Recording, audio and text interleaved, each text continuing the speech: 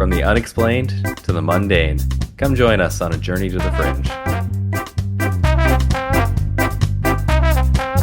Hello and welcome to Journey to the Fringe, now available in boxed form. For those looking for bulk discounts, and much like a fine boxed wine, we are, and that's actually as far as I got in the writing of this intro, because I realized there are so many different directions to go with that. That was metaphor. Perfect. Is it the giggles start happening as it goes in? Is it that we get more fun as time goes on, or with consumption? I don't know. I couldn't decide. You pick it from here. Anyhow, we're your podcast hosts, Taylor and Chelsea, here today. And Chelsea, I texted you about this earlier. I'm not really sure what this episode is. It's kind of a weird amalgamation of two things that never fully addresses either topic, but I'm happy with how it turns out. I'm confused because of what you sent me, and I'm not sure that explains any of what you did send me. So potentially not. We're on the same page.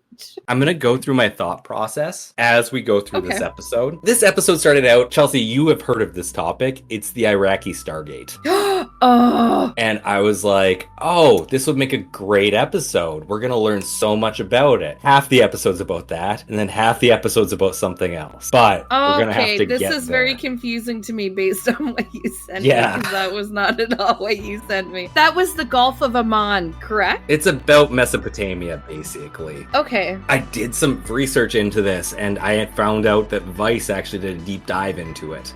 What? And they have a great article on it. And I got halfway through the article, and then I learned something that I couldn't unlearn. I need to go learn about it immediately. So we're going to start with the Vice article. We're going to go down the rabbit hole it led me down. We're going to finish with the Vice article, and then we're going to learn more about this other topic. Okay, I'm intrigued. The Vice article was written in January 23rd, 2017 by Mac Lamoro, and it's called There Are People Who Think the West Invaded Iraq Over a Stargate. Okay. Great article title, right to the point. If I recall back to when I learned about this, it was probably around that time, actually, that I first heard about it. We're going to read a bit from this article. To begin with, we're going to need to go way back in time to talk about the Sumerians who lived in ancient Mesopotamia. The Sumerians were one of the first civilizations in existence, and for a time worshipped the Anunnaki, their deities. But what if they weren't gods? What if they were aliens? Essentially, the Iraq War Stargate theory pushes and narrows this idea a little further, saying one of the technologies that were gifted upon the Sumerians were Stargates, and their positioning was one of the major reasons for the years of strife in the Middle East. I reached out to Dr. Michael Salla, who wrote an in-depth article about the theory back in 2003 to learn about it further. And this is where I said, where did people start talking about the Stargate? Dr. Michael Salla is one of the first people to start talking about Stargates in Iraq. He wrote a very in-depth paper on this topic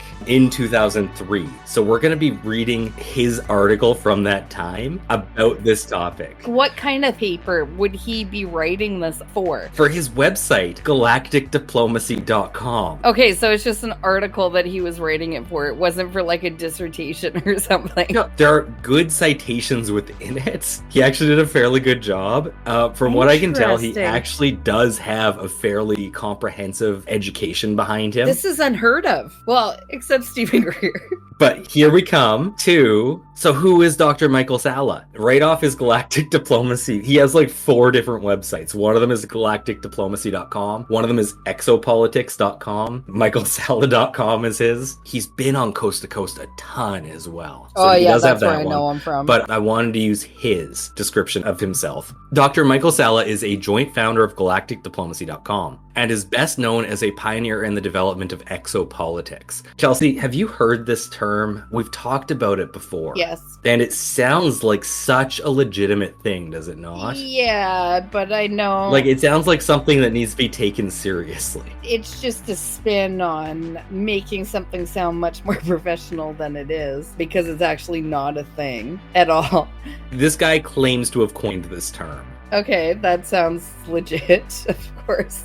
He is a pioneer in the development of exopolitics, the scholarly study of political implications of life. That's how he describes it. His interest in galactic diplomacy evolved out of his investigation of the sources of international conflict and its relationship with the undisclosed extraterrestrial presence. His groundbreaking book, Exopolitics: Political Implications of the Extraterrestrial Presence, presents the first scholarly framework for understanding the political implications of extraterrestrial presence. Dr. Salla is an internationally recognized scholar in international politics, conflict resolution, second track diplomacy, U.S. foreign policy, and is the author-editor of an additional 4 books, including The Hero's Journey Towards a Second American Century, Essays on Peace, Why the Cold War Ended, and Islamic Radicalism, Muslim Nations, and the West. He has also authored more than 70 articles, chapters, and book reviews on peace, ethnic conflict, and conflict resolution. He has held academic appointments in the School of International Service and the Center for Global Peace, American University, Washington, D.C. from 1996 to 2004. I looked it up, and apparently this school is also ranked as like one of the top 100 universities in the U.S. Wow, this actually seems like one of the most legit guys that we've ever talked about. The Department of Political Sciences of Australian National University, Canberra, Australia from 94 to 96, and the Elliott School of International Affairs, George Washington University, Washington, D.C., 2002. Holy shit. He has a PhD in government from the University of Queensland, Australia, and a Master's of Arts in Philosophy from the University of Melbourne, Australia. Dr. Salla has conducted research into the fieldwork in the ethnic conflicts in East Timor, Kosovo, Macedonia, and Sri Lanka, and organized successful track to diplomacy. He puts this in quotes, I don't know what that means, and peacemaking initiatives involving high to mid-level participants from these conflicts. He received 2 grants from the U.S. Institute for Peace and 1 grant from the Ford Foundation to conduct Track 2 initiatives to resolve the East Timor conflict. Dr. Salla invited a group of East Timorese and later prominent Indonesian citizens to Washington, D.C. to initiate dialogue that would produce an ongoing initiative to help promote a resolution of the East Timor conflict. In the subsequent meetings, wide consultation occurred with members of the U.S. and Indonesian diplomatic community and with the United Nations. These meetings resulted in important breakthroughs, which resulted in power-sharing documents that helped stimulate a diplomatic solution to the East Timor conflict. A final report described the series of Track 2 initiatives with the East Timorese community that Dr. Salla helped organize. Dr. Salla combines his experience in Track 2 diplomacy in the international arena with his exopolitics research to produce a unique set of skills and knowledge base for galactic diplomacy, involving private individuals and citizen groups. It is his unique combination of conflict resolution, second track diplomacy, international politics, and exopolitics that provides a firm foundation for establishing key principles and practices of galactic diplomacy. So that's his self-written biography. Oh, I thought we moved on from that. No, that was it. And that actually sounds super impressive. Yeah, it does. And like weirdly grounded in actual international politics and negotiation. Well, especially when you frame it with such, I mean, his education is pretty decent. So when you frame it that way as well. He spent a decade in university. He got both a Master of Arts and a Master of Science. Did he get a Master of both? He has 2 bachelors, a Master for sure, and a PhD. He is very well educated. He became a professor, a lecturer, but there's a distinct change in his trajectory that you're going to notice here pretty quick, Chelsea, because we're going to start reading this article he wrote in 2003 about Iraq. And unfortunately, you can't find this just by searching the internet. You got to go on the Wayback Machine. It's from his website, exopolitics.com, but it's not posted there anymore. So it's called An Exopolitical Perspective on the Preemptive War Against Iraq, posted February 3rd, 2003, written by Dr. Michael Salla. The abstract right at the start: most, if not all, criticism of the Bush administration's motivations for launching a preemptive war on Iraq focus on a combination of the imperial world's view of conservative politicians in power in Washington, D.C., and the corporate interests that drive the political agenda of the Bush administration.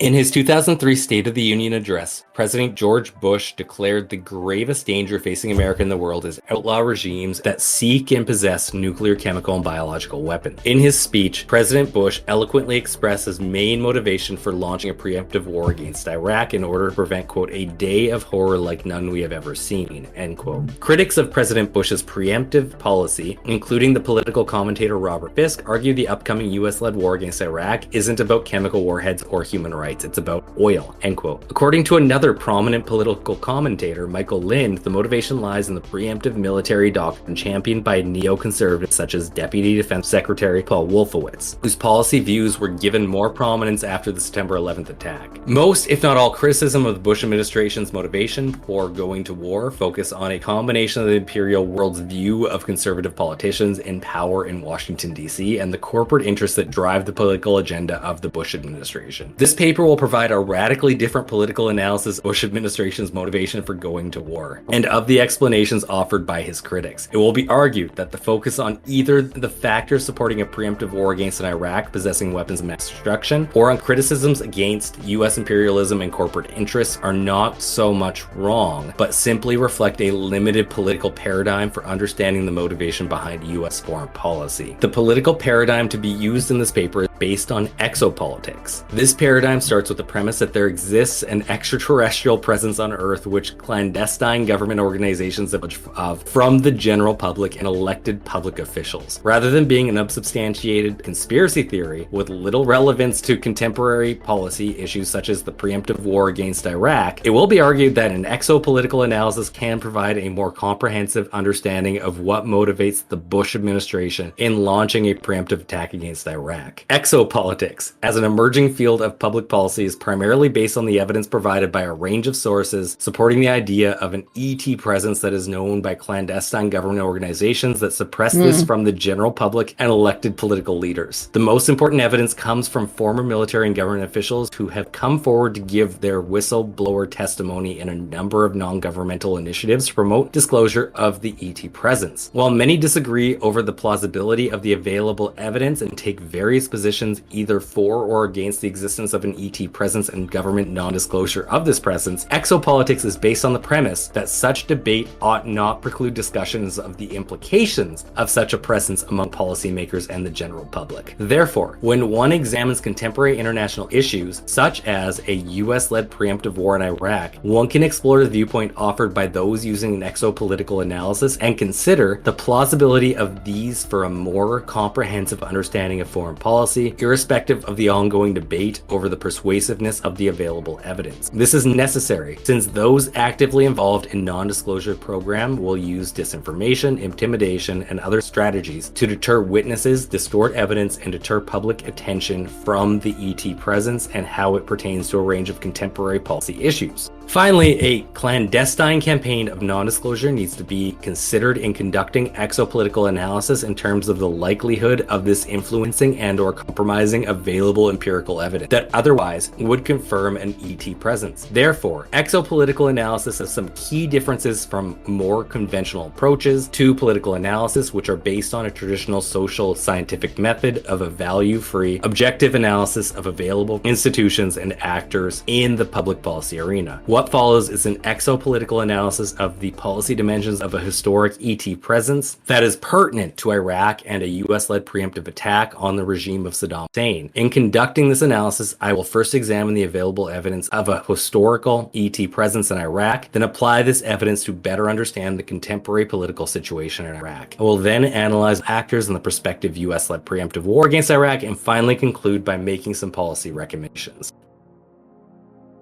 So Chelsea, there were a few sentences in that preamble and the introduction there, which I'm curious if they remind you of anything. I'm so taken aback by what I consider to be a 180 from his East Timor negotiations and political stances and education. Yeah. And it is written in a weirdly doctrinal way, is it not? Like, this sounds like a paper. Yeah, no, it's super weird. Why is what I'm wondering, and that really caught me off guard. So who does this remind me of? I'm not sure, because I was so like, what the hell just happened here? I'm just gonna go back like to one what brought him here? This is what I'm what thinking. What brought him like, here? Why, Chelsea, why this sentence right here I think gives it away. The most important evidence comes from former military and government officials who have come forward to give whistleblower testimonies in a non-governmental initiatives to promote disclosure of the ET presence.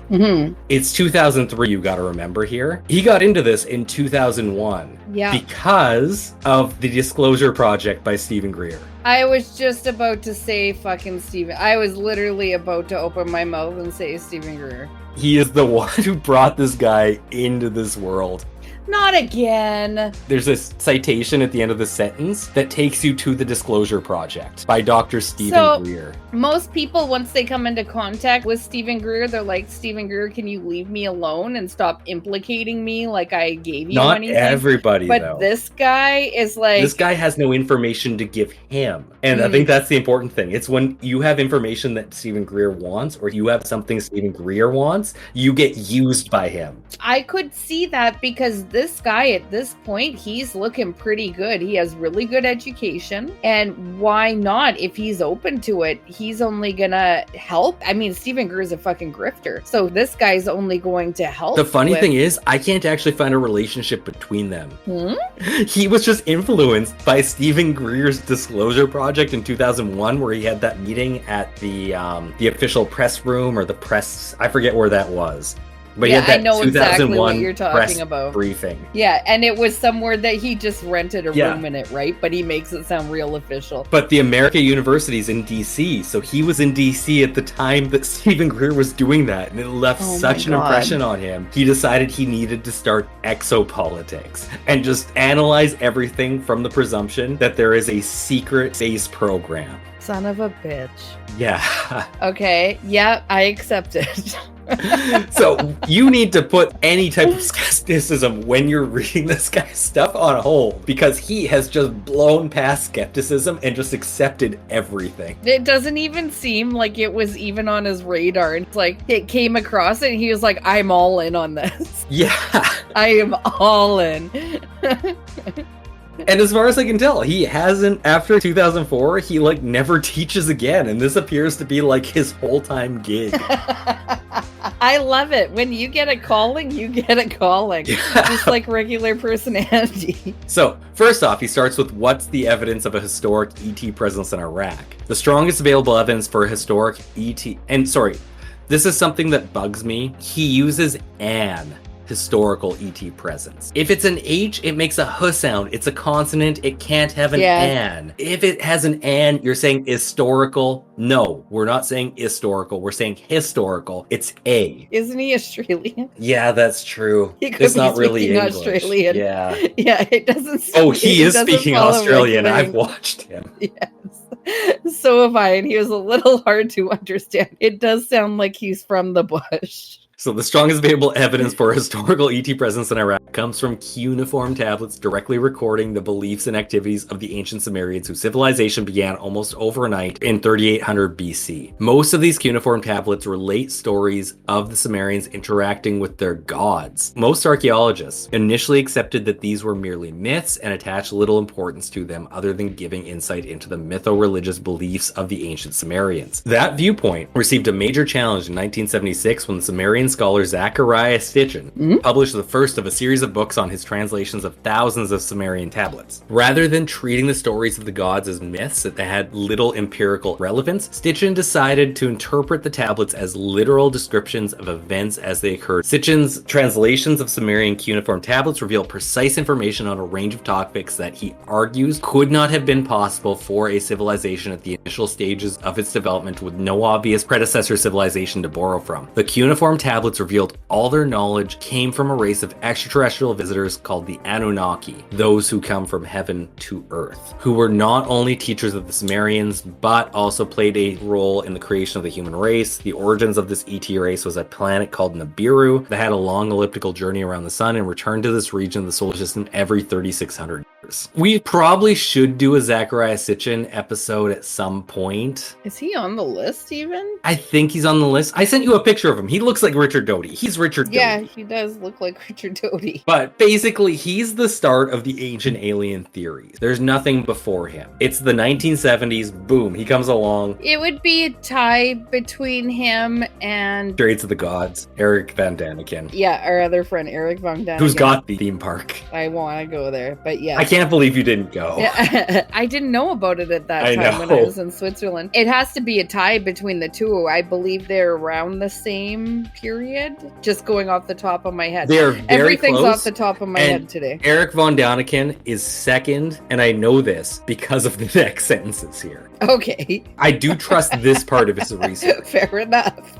When Sitchin's innovative work was first published, it raised great controversy and intense debate between those either for or against his thesis of a historic ET presence in Sumer that was responsible for starting the remarkable Sumerian civilization. Among those responding favorably to Sitchin's thesis included established popular authors such as Eric von Daniken, who had himself written in 1969 the best-selling book Chariot of the Gods that proposed a historic ET presence in different parts of the planet. So he was talking about it, but he wasn't talking about it in Sumer. Okay, so they're pretty much... Yeah. Okay. Another popular author, David Hatcher Childress, outlines with great detail the ET technology possessed by ancient civilizations in his various books. Less well-known authors, such as William Henry, have similarly published books supporting Sitchin's thesis. And Chelsea, William Henry wrote a book called One Foot in Atlantis, and I just want you to Google William Henry 1 Foot in Atlantis. The picture they have on Goodreads for this guy, I just get really weird vibes. He's not what I expected in any way. No, he seems like a washed up movie star. And he should be wearing a Hawaiian shirt. He should be. I would have to agree with you. It's actually really weird that he's not. I would have to agree with you here.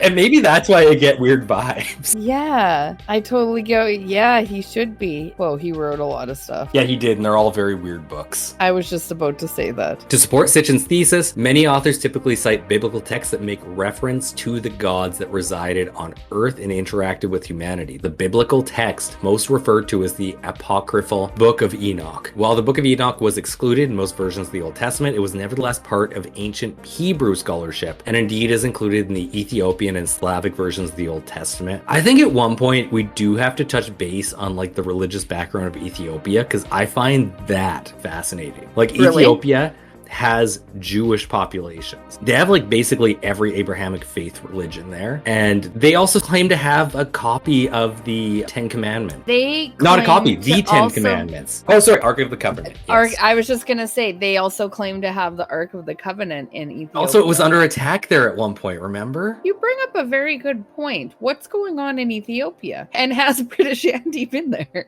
Back to this episode. Book of Enoch describes a rebel group of angels, the Nephilim, who numbered 200, who settled the earth and interbred with the human population before being recalled and punished by their superiors, the Elohim. The Book of Enoch provides contextual details for mysterious verses in the Book of Genesis, which described a time when the sons of God, Nephilim Anunnaki, interbred with humanity and created a race of giants/heroes that ruled over the rest of humanity. Quote, the Nephilim were on earth in those days and also afterwards when the sons of God went to the daughters of men and had children by them. They were heroes of old, men of renown, end quote. Supporters of Sitchin's thesis say that this is part of the biblical evidence that an advanced ET race did in fact exist on Earth, had a long interaction with humanity, and even played a role in the creation of the race. That's basically ancient aliens in a nutshell. There you It go. really is. Like, you could save yourself 10 seasons of the show. He actually did a really good job synthesizing that whole thing. In addition to the growing number of authors, independent archaeologists, and biblical commentators supporting Sitchin's thesis, there is a burgeoning number of individuals who claim to be in telepathic communication with ET races who reveal information on the historic ET presence in Sumer. One of these ET channels is Jalala Star, who claims to be in touch with beings from Nibiru itself. She regularly releases online information from the Anunnaki themselves on her website. Another is Sheldon Nidal, who channels an ET race from the star system Sirius, who gives extensive information on the historic presence and influence of the Anunnaki in his books and websites. There is great controversy over the extent to which such a disparate collection of evidentiary sources can substantiate the Sitchin thesis of a historic ET presence in Sumer. Despite the controversy generated by such sources, they provide a wealth of information that merits closer examination in terms of their public policy implications. Given that exopolitics is based on the premise of an ET presence that is subject to non-disclosure by clandestine government organizations, it is possible to provide an exopolitical perspective on Sitchin's thesis despite the ongoing debate over the consistency and accuracy. I just love, he's just forgoing that. Let's not even have to worry about claiming that these are correct. Let's just claim they're correct and move on from there.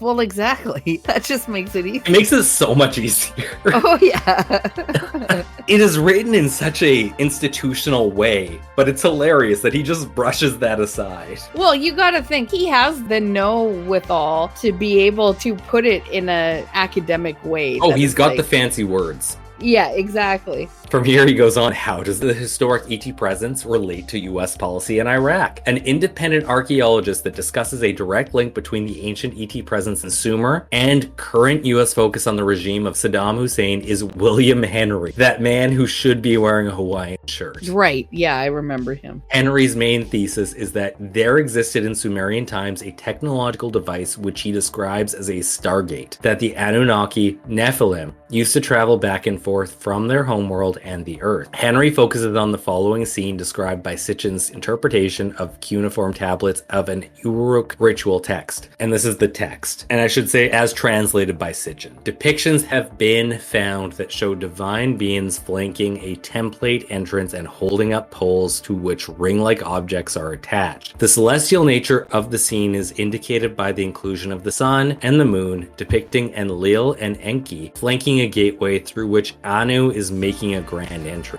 End of that. Rather than a simple temple scene involving the chief Anunnaki of the Sumerians, Anu and his two sons, Enlil and Enki, Henry proposes that the above scene represents a transportation device used by Anu and others from the elite Anunnaki. If so, then such a device is most likely located in the Sumerian city of Uruk, which was the founding city of the Sumerian civilization and the home of Gilgamesh, the famed king of the Epic of Gilgamesh. Sitchin and authors such as David Childress, who I'm pretty sure was on Ancient Aliens, He's on the Ancient Aliens, definitely, yeah. who discuss the various technologies used by ETs in ancient civilizations, missed the significance of the Stargate in their own translations of the above texts and investigations of ET transportation. Both operate in a controversial paradigm where transportation occurs through rocket-propelled vehicles. Sitchin focuses on rocket-propelled spacecrafts in his description of the Anunnaki and their various trips to and from the Earth. For example, describing the transportation moving hundreds of them. The Anunnaki Heaven, or Igig, were true astronauts who stayed aboard the spacecrafts without actually landing on Earth. Orbiting Earth, these spacecrafts launched and received the shuttlecrafts to and from Earth. It therefore can be concluded that there were two forms of transportation used by the Anunnaki. One was a form of rocket technology. Another transportation technology was the Stargate, which presumably was used only by the highest class who dispensed the tasks of harvesting the Earth's resources to the resident and space-based Anunnakis, lesser god/rebel angels. Interpreting the Babylonian epic of creation, one gains an idea of hierarchy of the Anunnaki in the way the supreme god Marduk dispensed tasks of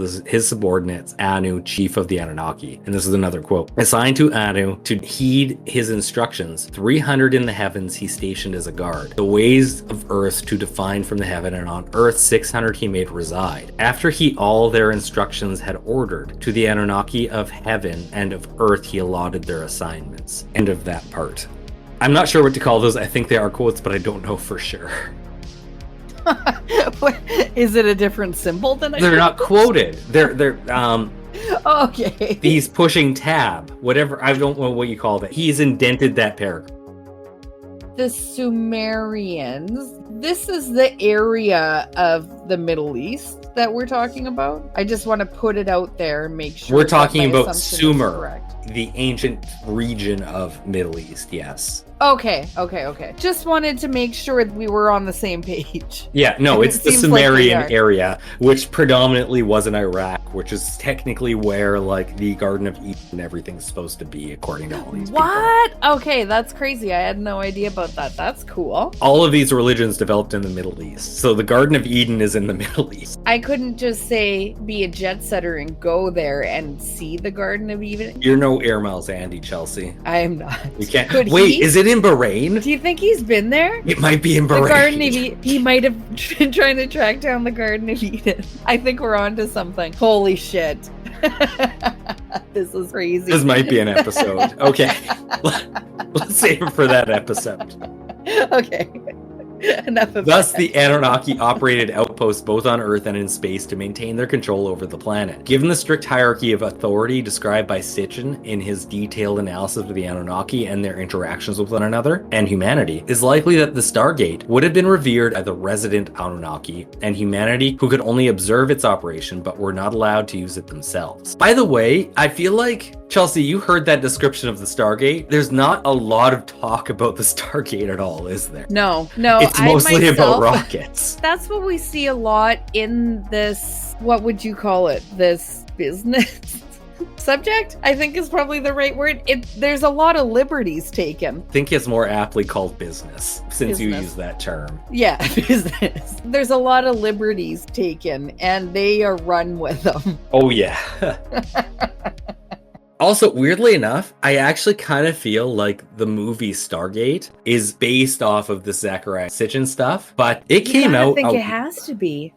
It That was came a out a decent while show. before this movie. Was it the show or the movie that I'm thinking of that was good? Oh, the think it movie was is the great. movie. The movie came out in 94. The movie came first, right? Oh, yeah. And then a show Yeah. came after, and it actually lasted quite a while. But 94 is when Stargate came out. The actual talk about Stargates in Iraq didn't happen for another 9 years. That's bizarre. Which is crazy. That could have also been the kickoff point. Well, for and it as especially well. like when you hear conspiracy these days and all they talk about is like sci-fi for the basis of their conspiracies. Yeah. It's kind of wild that movie got 9 years not being used for that. Kurt Russell they must were have scared before him their off. time.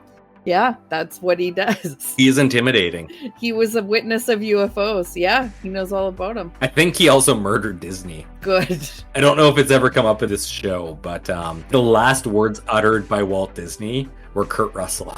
What? Why? Just Because he Kurt was a Russell. child star actor at the time for Disney. Russell. It's super weird, but yeah, one of his things. I would have to agree that is super weird. Okay. What a random piece of... I don't even know what to call that. Probably the least Something. expected thing out of this episode. Yeah. Sorry, back to this thing that we have to deal with, because it's our episode. As such, there have been only a limited number of Stargates around the planet, with the Sumerian Stargate being located in the most important of ancient Sumerian cities, the most likely being the ancient capital of Uruk, home of the ancient kings, which is located in South Iraq.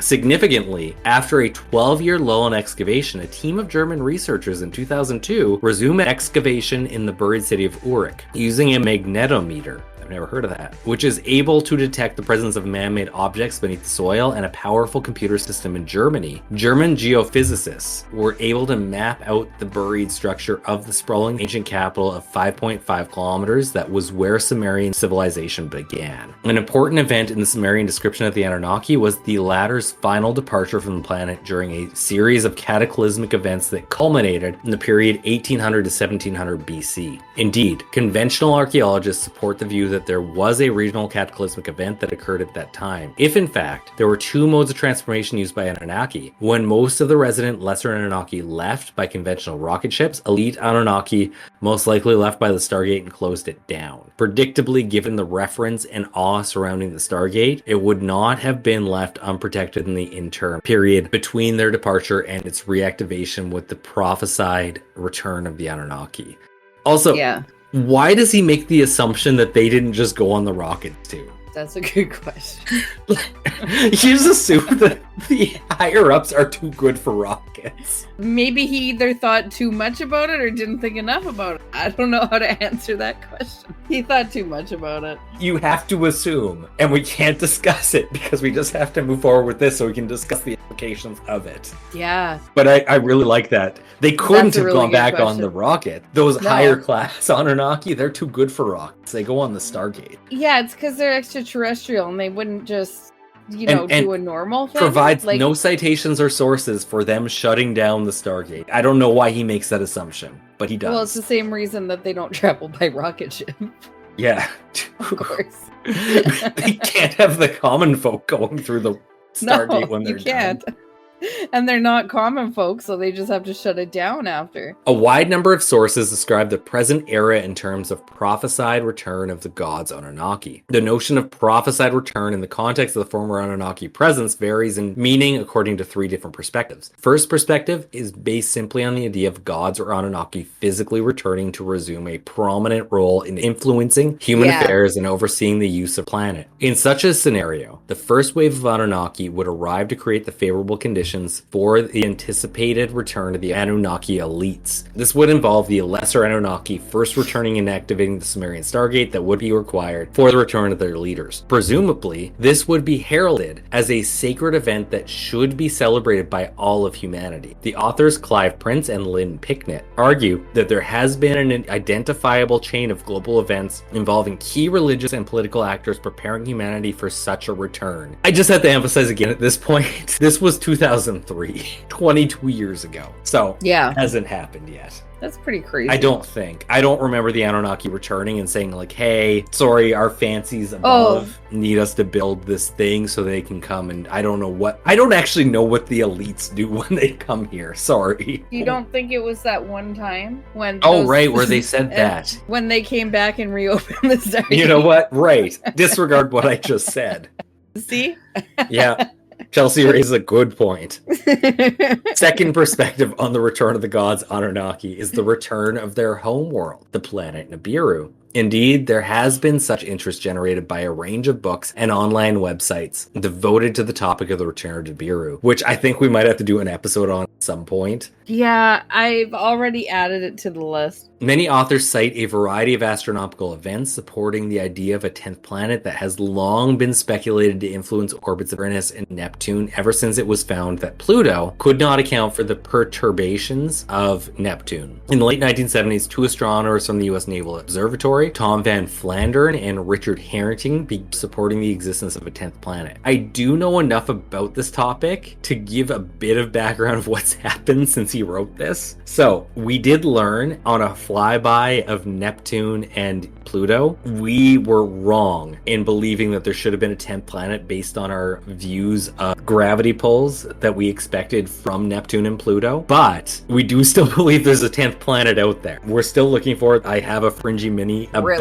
potentials for a 10th planet out there. And by 10th, I mean a 9th now, because this is before we took Pluto out as a planet. I really am sad by that still. It still stinks. I fully get it. So we do think that there's another planet. Yes. And in fact, there's really good evidence of there being that we could have spotted it. And it's Nibiru. Yeah, obviously. And we just have to name it that at this point. We'll cover that in the fringy. Maybe how they're surviving on a planet that is so far away we have no way of seeing it really is beyond me. But Nibiru's out there, guys. We just heard the science.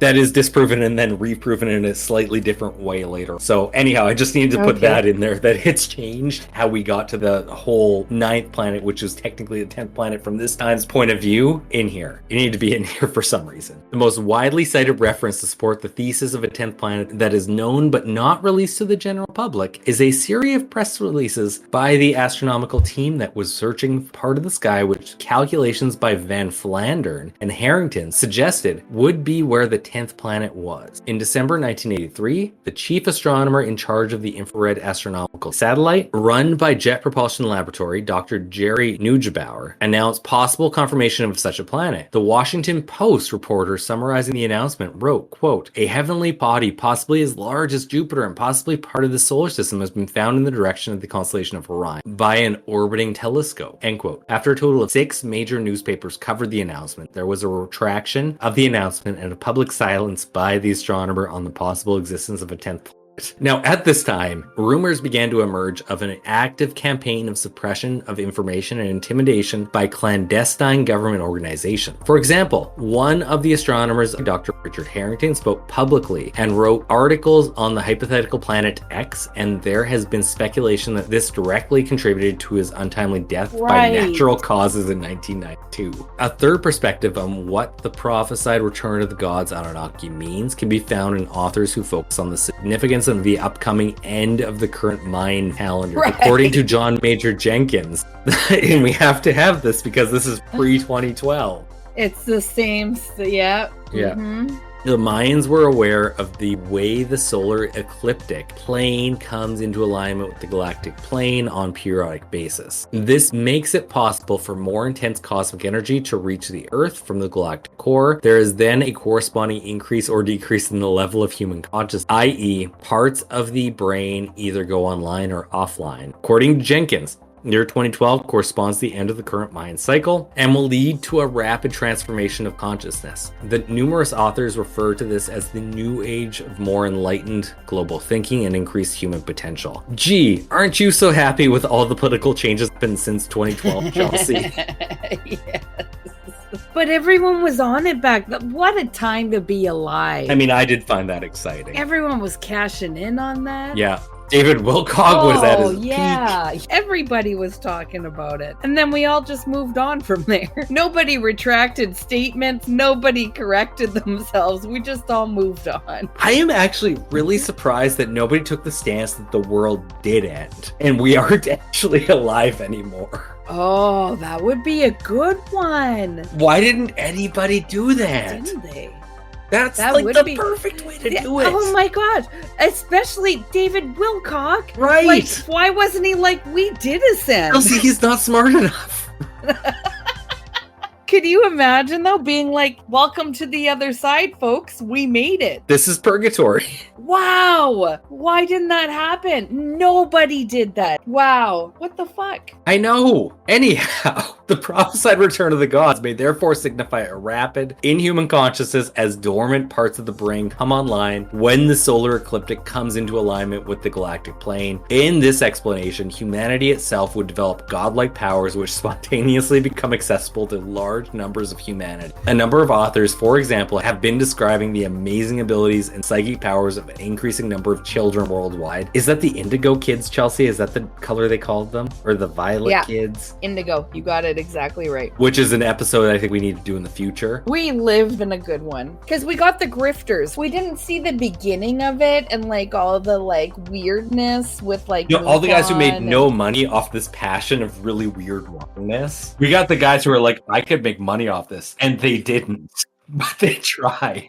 We had Richard Doty and Bill Moore like pave the way. They crawled so that David Wilcock could suffer. His suffering just brings us so much joy. In sum, the available information on the prophesied return of the gods can be understood to signify an important milestone in the growth of human civilization. The prophesied return can be interpreted either literally or metaphorically to mean either a physical return of the gods, Anunnaki, the return of the mysterious 10th planet to the solar system, or a rapid growth of consciousness of humanity if the solar plane comes into alignment with the galactic's plane. Despite the controversy over that precisely, such a prophesied return signifies the factors in such a return that most pertain to the current political situation in Iraq and preemptive military intervention can be identified and analyzed. The first factor that an ET transportation device, a Stargate, or some other important ET artifact may lie buried in the desert of southern Iraq, which presumably will play a role in the prophesied return of the god. Second, it is possible that there will be a return of a 10th planet that plays a critical role in the return of the Anunnaki and or which significantly impacts on the globe. Finally, there is the potential of a rapid acceleration of human consciousness as the end of the Mayan calendar 2012 approaches. I just love the talk of 2012 because we haven't talked about that as a podcast. I loved listening in like the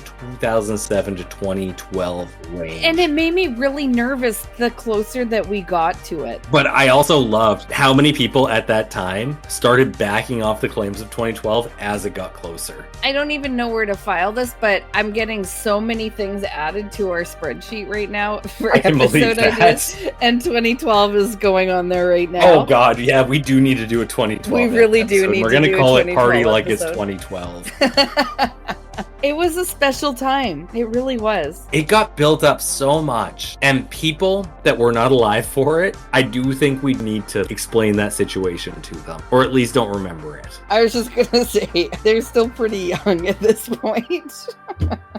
They weren't alive for 2012. They are coming into their podcast years. They would have just been turning 13. I think they're, is it flossing? They're flossing hard or something like that? They're skibbitying or something. I don't know. Into Ohio. It's really hard to comprehend. As I understand it. I know.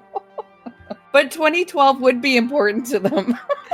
And Chelsea, if you can remember correctly, we are actually talking about a Stargate in Iraq, Right. which has weirdly not been talked about that much in this paper. Right. But this is the part where we get to it. Oh, good. Exopolitical analysis of U.S. policy towards Iraq. I'm also realizing this episode probably will have to cut it and make it 2. Oh, man. You really didn't want to do that. No, I didn't. But here we are, and I'm on page 11 of 19. We're doing well with the Oh, banter. you're cutting this. That's the problem here. Yeah, you're cutting this. So this gets cut here. I've been Taylor here with Chelsea. We have been Journey to the Fringe. Thank you all for listening, and we'll see you next week. I love this ending. Goodbye.